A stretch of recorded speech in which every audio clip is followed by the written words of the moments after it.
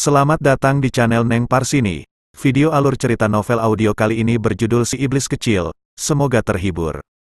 Bab 5. Sendiri dalam duka. Cener, tenangkan dirimu, jangan serap apapun dari benda itu. Dari lautan spiritualnya, sayup-sayup Wu Chen mendengar suara Nenek Ning berteriak memperingatkan dirinya.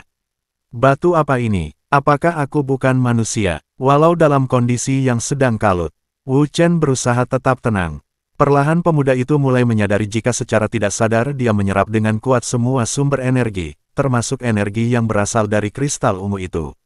Tidak lama kemudian, Swiss, gelombang energi walau tidak kuat mulai meluap dari tubuh Wu Chen. Nenek Ning mulai merasa lega dan tenang karena cucunya terlihat berhasil pada tahap pertama yang berarti saat ini pemuda itu telah memulai langkah pertama untuk menempuh jalan panjang sebagai seorang kultivator. Wu Chen mulai membuka matanya. Tapi tidak ada rona kebahagiaan terpancar dari kedua bola mata pemuda itu. Tolong jelaskan apa aku ini sebenarnya, Nek. Tanda tanya petik 2. Pemuda itu tidak memberi kesempatan neneknya untuk mengucap selamat atas keberhasilannya. Tenanglah, nenek sudah menyeduh teh untukmu. Duduklah di kursi, nenek akan ceritakan tentang batu itu dan kedua orang tuamu. Tanpa pikir panjang Wu Chen langsung duduk dan menunggu neneknya bercerita. Sudah nenek ceritakan tentang benua timur sebelumnya bukan? Di sana tidak hanya kultivator saja yang sangat kuat.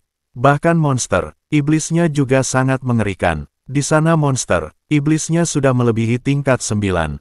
Di luar, kemampuan yang bisa ditangani oleh orang-orang dari 4 benua. Saat orang-orang dari benua timur datang ke benua lain, akan ada pembantaian di mana-mana, hingga suatu hari benua yang paling besar dan kuat itu tiba-tiba menghilang.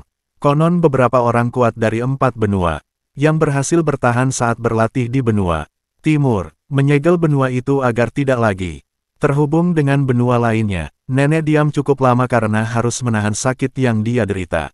Saat hari kelahiranmu, entah bagaimana monster dari benua yang tersegel itu muncul di benua tengah. Banyak korban berjatuhan, hingga akhirnya ayahmu sebagai salah satu dari orang terkuat di benua itu turun tangan. Wu Chen tertegun mendengar cerita tentang ayahnya yang ternyata sangat kuat. Ini pertama kali dia mendengar tentang ayahnya. Sebelumnya dia hanya tahu jika kedua orang tuanya sudah meninggal. Dia menjadi sangat bersemangat menyimak cerita nenek. Ayahmu sangat gembira karena berhasil membunuh monster itu setelah bertarung 2 hari lamanya. Kristal roh monster itu jauh lebih besar dari biasanya dan berwarna ungu tua. Itu, apakah batu itu yang ada di dalam tubuhku, Nek? Nenek mengangguk untuk menjawab pertanyaan cucunya. Lalu dia melanjutkan bercerita. Saat ayahmu kembali, dia mendapati ibumu menangis sambil memeluk bayi dalam rangkulan.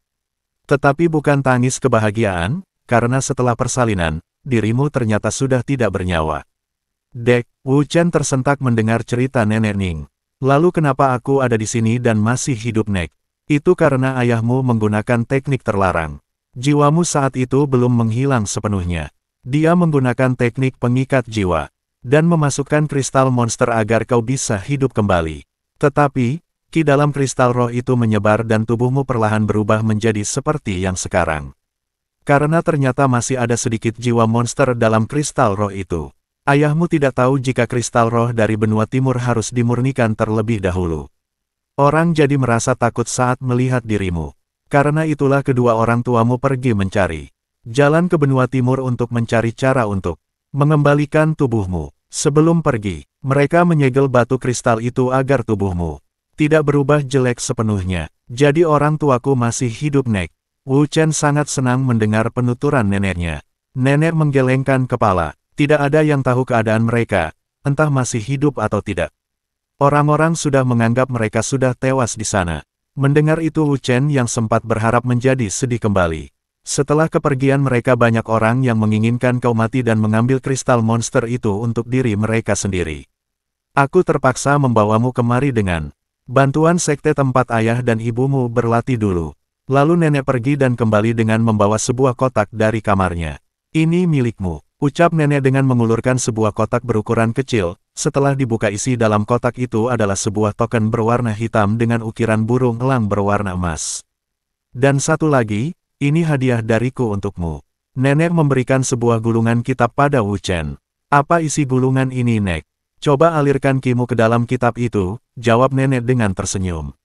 Wu Chen memejamkan mata dan kemudian mengalirkan ki ke dalam kitab. Kitab itu terbuka dengan sendirinya. Hal berikutnya membuat Wu Chen takjub, 3 teknik tangan kosong masuk dalam pikiran pemuda itu dan menjadi ingatannya sendiri. Sekarang kau hanya perlu berlatih untuk menyelaraskan teknik itu dan tubuhmu. Nenek tidak membelikanmu senjata, karena kau tidak pernah berlatih memegang senjata sebelumnya, pergerakanmu akan sangat kaku.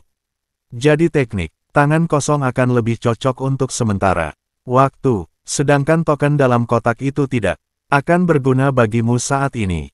Dan tentu saja, nenek sudah menguras semua uang kita membeli kitab jurus itu, ucap nenek Ning sembari membelai dan memeluk cucu angkatnya itu. Nenek tidak perlu khawatir, aku masih punya emas dari hasil berburu monster iblis bersama murid Sekte Elang. Sepertinya waktuku akan segera berakhir. Aku tidak menyesal membesarkanmu meski kau bukan darah dagingku sendiri. Jika saatnya tiba, kuharap kau siap menerima jati dirimu yang sebenarnya. Chener tidak semua bisa kuceritakan saat ini. Batin nenek Ning dengan air mata jatuh dan menetes tanpa disadari oleh cucunya. Hari itu Wu Chen hanya mendengarkan neneknya bercerita tentang kedua orang tuanya. Pemuda itu menjadi sangat kagum dan merasa sangat bangga. Di lain sisi dia sangat membenci orang-orang yang tidak berterima kasih untuk kebaikan yang diberikan orang tuanya. Mereka malah berniat untuk membunuh putra sang penolong. Tetapi Wu Chen tidak mengetahui jika masih banyak hal yang dirahasiakan oleh nenek untuk menjaga pemuda itu dari bahaya. Selanjutnya selama 1 minggu Wu Chen berlatih sendirian di atas bukit yang dekat dengan rumahnya. Dia sebenarnya tidak mau, karena kondisi kesehatan nenek sudah semakin memburuk. Tetapi nenek justru memarahi dan memaksanya untuk terus berlatih. Malam itu nenek Ning terbaring lemah di atas pembaringan. Dengan ditemani Wu Chen yang duduk sambil membelai rambutnya. Nek, aku akan ke kota sebentar untuk memanggil tabib ke sini. Ucap Wu Chen pelan dengan mata berkaca-kaca. Nenek menggelengkan kepala. Tidak ada yang bisa kau lakukan, Chener.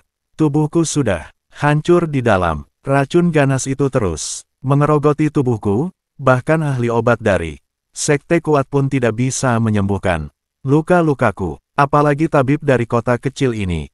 Racun ini sudah berhasil ditekan cukup lama. Tetapi hari ini sudah ambang batas tubuhku mampu bertahan. Malam itu terasa sangat panjang bagi Wu Chen. Dia hanya diam mendengar neneknya memberi petuah-petuah. Jangan pergi ke benua tengah jika kau belum cukup kuat. Kata-kata itu berulang kali disebut oleh nenek Ning pada Wu Chen. Tepat tengah malam, nenek Ning meninggalkan Wu Chen untuk selamanya. Wanita tua itu tetap merahasiakan jika dia bukan nenek kandung pemuda buruk itu. Wu Chen ingin menangis, tetapi nenek membuatnya berjanji untuk tidak meneteskan air mata di dekatnya. Pemuda itu hanya bisa menekan semua kesedihan ditinggal satu-satunya orang yang dia sayangi. Malam ini dia benar-benar sendirian.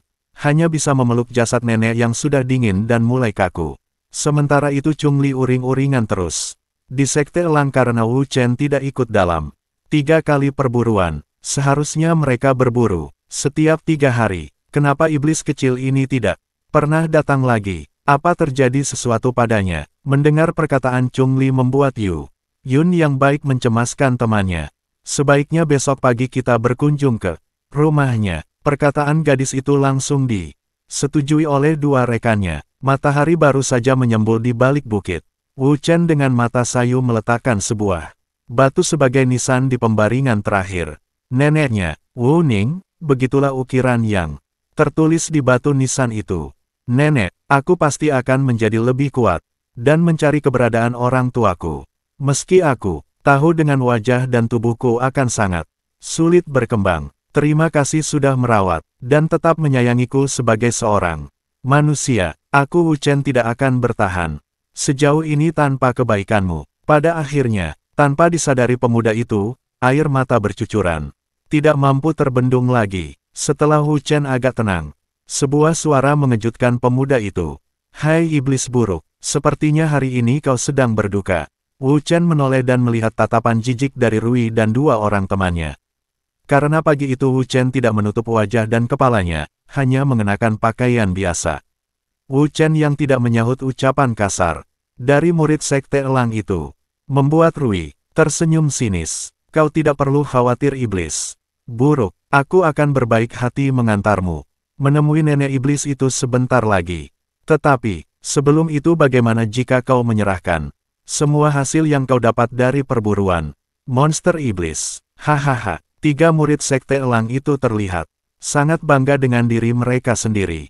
Mereka tertawa puas saat menghina Wu Chen yang tengah berduka. Wu Chen menatap 3 orang itu dengan pandangan penuh kebencian karena emosinya sedang tidak baik.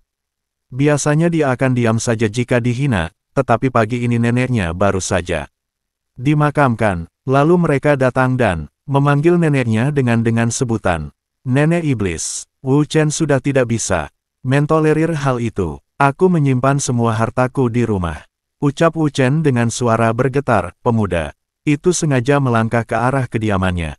Dia tidak ingin makam neneknya rusak karena pertarungan yang sudah tidak bisa dielakkan. Pemuda itu tidak peduli lagi jika orang-orang di kota akan menganggap dirinya sebagai monster iblis dan membunuhnya. Terima kasih, dan nantikan bab berikutnya esok hari. Salam bahagia dan selamat beraktivitas.